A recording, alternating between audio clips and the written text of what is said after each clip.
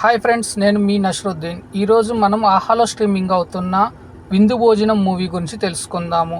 ఈ మూవీ 1 గంట 45 నిమిషాల రన్ టైంతో ఆహాలో స్ట్రీమింగ్ అవుతుంది. ఇదే మూవీ 2 సంవత్సరాల క్రితం ఎంఎస్ ప్లేయర్లో కూడా స్ట్రీమింగ్ అయ్యింది. సో ఇప్పుడు దీన్ని ఆహాలో 1 గంట 45 నిమిషాల రన్ టైం తోటి స్ట్రీమింగ్ చేస్తున్నారు. సింపుల్గా చెప్పాలి అంటే ఇది ఒక మంచి ఫ్యామిలీ లవ్ ఎంటర్టైనర్ అని చెప్పాలి. సో మంచి క్లాసిక్ లవ్ స్టోరీ, అట్లనే ఒక ఫ్యామిలీతో కలిసి చూడదగ్గ మూవీ ఏదైనా ఉంది అంటే ఈ విందు భోజనం అనే మూవీని చూడవచ్చు.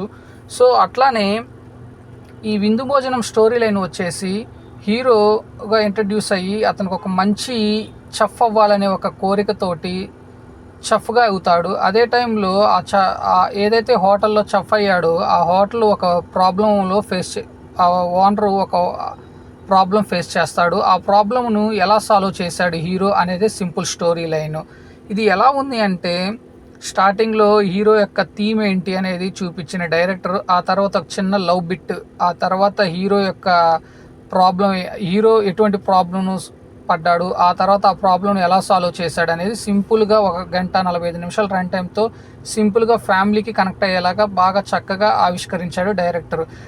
కాకపోతే 1 గంట 45 నిమిషాల రన్ టైం తోటి పిన్ టు పిన్ అనేది చాలా చక్కగా చూపించినప్పటికీ షార్ట్ ఫిల్మ్కి ఎక్కువ, మూవీకి తక్కువ అనే రీతిలో ఉంటుంది. ఎందుకు ఆ వర్డ్ యూజ్ చేశాను అంటే సహజంగా షార్ట్ ఫిల్మ్స్కి కానీ లేకపోతే ఏదైనా చిన్న చిన్న మూవీస్ కానీ వచ్చే మ్యూజిక్ కానీ బీజిఎం కానీ అంతగా ఆకట్టుకోవు. అట్లానే ఈ విందు భోజనంలో కూడా మ్యూజిక్ అనేది ఆకట్టుకోకపోవటం డ్రాబ్యాక్. కాకపోతే ఎటువంటి అడల్ట్నెస్ కానీ అడల్ట్ కంటెంట్ కానీ లేకపోవడంతో ఫ్యామిలీతో కలిసి చూడదగ్గ చిత్రం అని చెప్పాలి.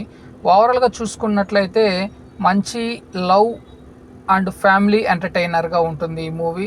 సో ఈ వీక్లో ఫ్యామిలీతో కలిసి మంచిగా ఒక మూవీ చూస్తూ చిల్ అవ్వాలనుకుంటే ఈ విందు భోజనం అనే మూవీని చూడవచ్చు.